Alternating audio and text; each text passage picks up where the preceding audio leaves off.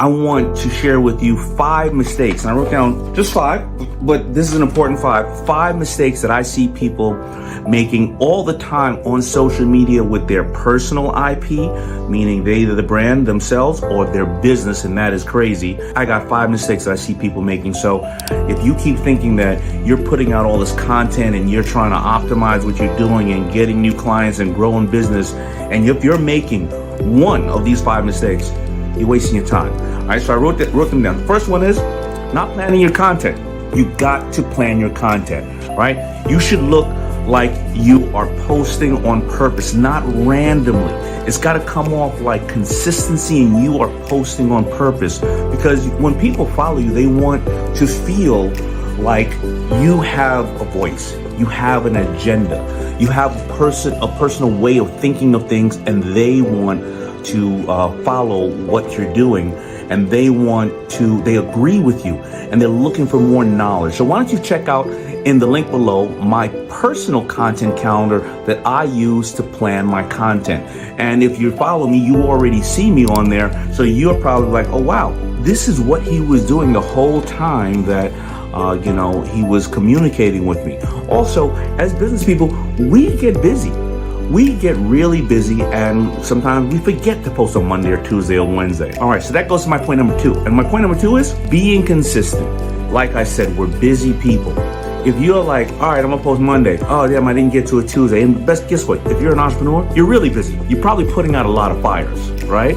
You have to be consistent. And by having a content calendar, it keeps you consistent. It also helps you beat the algorithm.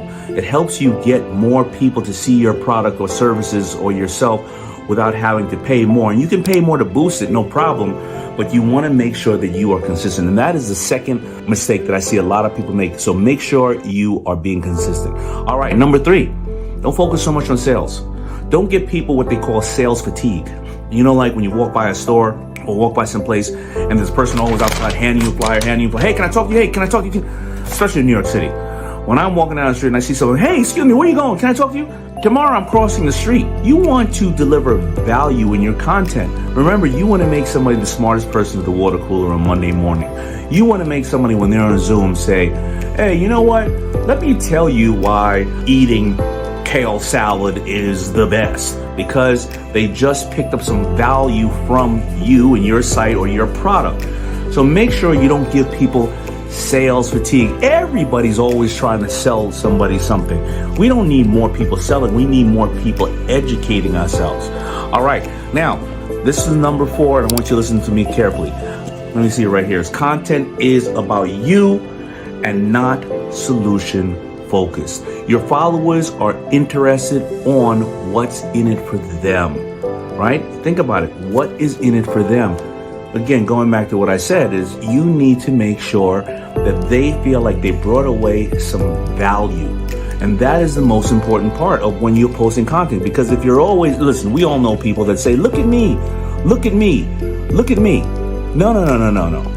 It's not look at you. It's what's in it for me, right? Remember, people are walking around, what's the Mary Kay say? People are walking around with a big invisible sign saying, make me feel important. So make sure that you are focusing on them and it's not about you. All right, last but not least, you got to comment back. When people do a digital, like a heart, or they give you an emoji, or they like you, they're putting their hand up digitally saying, I like you. I'm cool with you. You keep ignoring that person going, hi, they feel ignored.